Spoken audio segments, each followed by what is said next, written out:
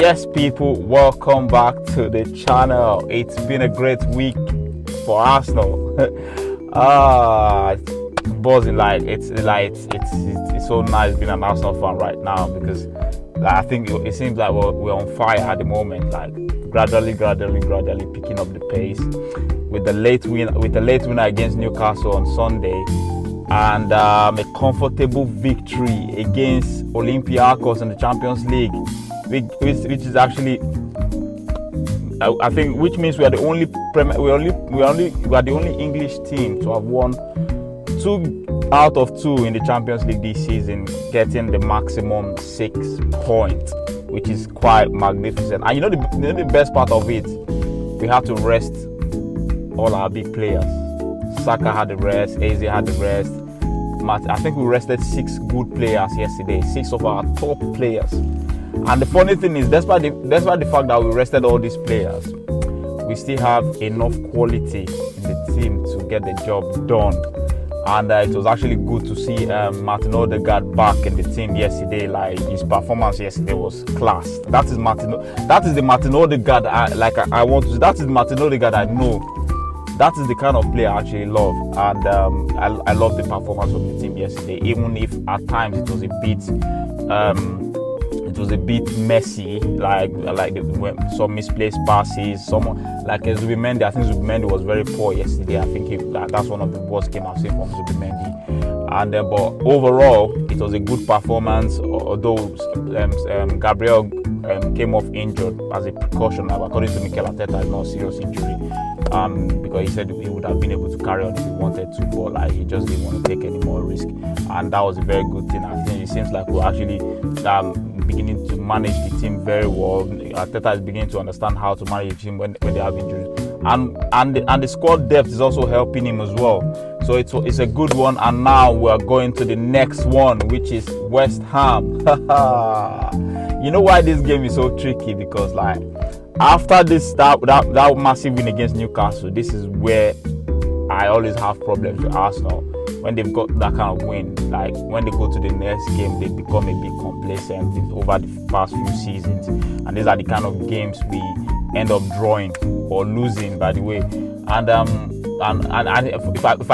if I've got my record straight or records right, it seems like we've not beaten West Ham at the Emirates for the past 2 seasons now. We've lost to West Ham. For the past 2 seasons, we've lost to West Ham, and that's a massive worry to go into that game on Saturday. But I believe that the team should be able to get the job done. As the kind of form we've got the right players, we've got the right squad, and with Eze having some rest, Saka having some rest, with Martin Ødegaard coming back into the team with the way he played against Olympiacos, we've got a good defender, we've got a good defensive base. Timber also had a very good rest as well. Raya very good as well, and I think we should be able to get the job done. And it seems like Gyokeres is actually beginning to pick form. With the way he played against Olympiacos, he was unlucky not to score a goal, and I feel like Victor Gyokeres is going to be he's going to pick form very soon, and I know when he picks the form, because it seems like we're beginning to know how to play to his strength, because he had a lot of chances yesterday, even if he missed some chances, but he's beginning to get the ball, he's beginning to get into the groove, he's beginning to play as a striker that we know he's good at. And I feel like with Gyokeres getting into top speed, I think we should be able to get better as time goes on.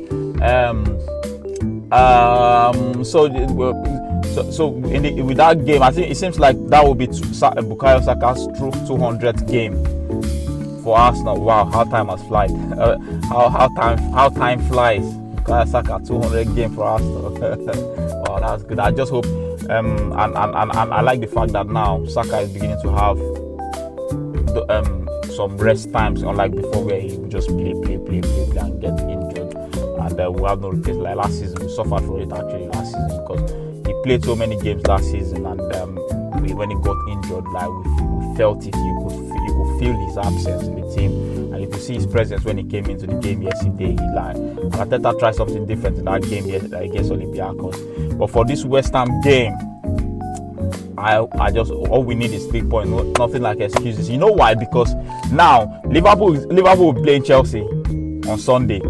And now this is an opportunity for us to win our game on Saturday, to go top of the table, to apply pressure on Liverpool, because they are actually on a very bad run of form at the moment. And that's why we really need to win that game. That game is we really need to win that game. That 3 points on Saturday is a must. No excuses. Every game this season is looking like a must win for us until we even it out, because we need to win that game to even it out, because if we win, we'll go 3 points clear of Liverpool at the time before they play their game on Sunday, and that will apply pressure on them. So with that pressure, it's going to affect their performance, either positively or negatively. But that's what you need to do. You need to apply pressure on them as well until they begin to shake or crumble, and that's what we actually need for that game. I'll go into the team news. I think the team news is not out yet because Arteta has not actually done his press conference. Yeah, but based on the information I've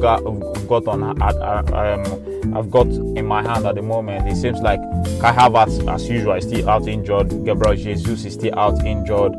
Who else again? I don't know if Nketiah is coming back. Is going to be back for this game, but I don't think he will even be in the starting 11. I think he'll be in the team, but he might not be even if he's fit. Ricardo Calafiori was actually rested for that game against Olympiacos, but I feel like he'll take his place. He'll come back straight into the team for the game against West Ham. And I also feel like who else again? Gabriel Magalhaes had a slight knock in that game where he was taken out of the team, but I feel like he should be okay. He should be fine for that game.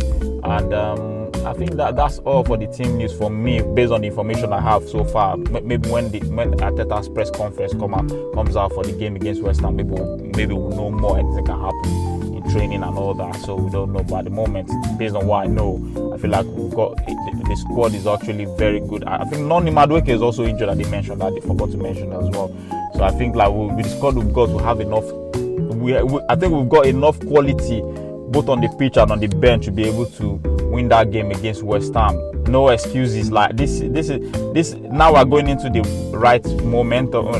I think this is the last game before the international break. Yeah, so and you want to go into the international break with a win, not like what we did last weekend before the last international break where we lost to Liverpool. But now we need to win and be in the right frame of mind as a team before we go into the international break. Yes, so that with that comes my predicted 11. So I'll give my predicted match team that's going to face West Ham.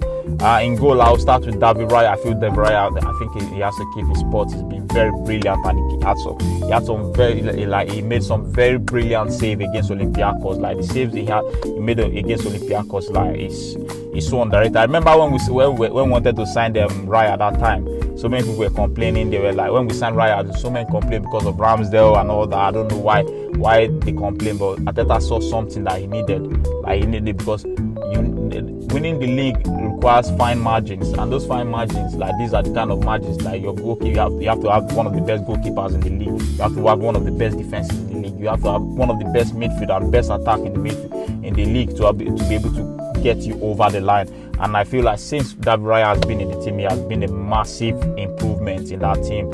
So for me, David Raya will be in goal. The defense line keeps take itself, like Gabriel Magalhaes and William Saliba will be my defenders for that game. The left back will be Ricardo Calafiori. I know Mazlus Kelly had a very good performance against Olympiacos, but I think gradually, I think because of Ricardo Calafiori has been very good this season, and his injury record this season has been very good. I think he should be able to keep his spot. So Ricardo Calafiori will be the left back for that game against West Ham, and the right back will be Timber. To me, this guy, what can I say again about this guy? I feel like he's one of the best defenders in the world for me, because like I can't remember any defender that is so difficult to beat 1v1 in the world. I think Yoran Timber has been very good, and this season he's been perfect. He's been very, very good this season. And the midfield will be Zubimendi and Declan Rice. I think their chemistry is beginning to grow. They are beginning to understand themselves very, very well, and they've been magnificent this season. And in front of them now, this is where the problem comes in. Martin Ødegaard is back, and he's been very, very good over the last few games he has played. The cameo against Newcastle, where he came on like a man possessed in that game, making some of those defense splitting passes. He started making those passes. Where was those passes from?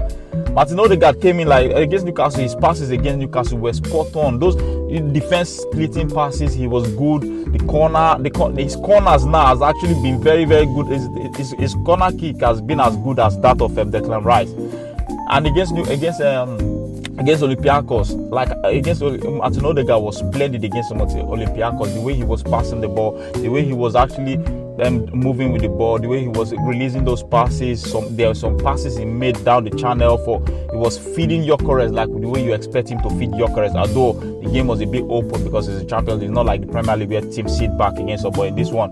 But you could see the difference between Martin Ødegaard of before, and you could see that he's beginning to pick up. He's beginning to take that challenge of being a leader. I think he's I think he's a bit refreshed now. He's beginning to be good. I like the way he played that against the Olympiacos, and I also like the way he played against Newcastle when he came on, making some passes and all that. So for me, I don't know.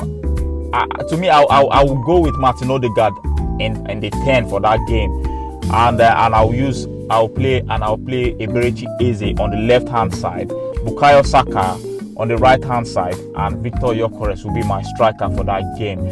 And that's my predicted 11. And the game, I feel like we should be able to win that game if we say we are going to be winning this league this season. These are the games you need to win to make that statement. This is the full statement win.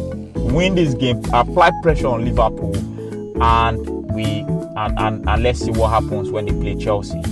They're playing Chelsea. Chelsea is a big team, and despite the fact that Chelsea is also in a very poor run of form, it's not an easy game for Liverpool, and Chelsea will be at home at Stamford Bridge, which is going to be very tough.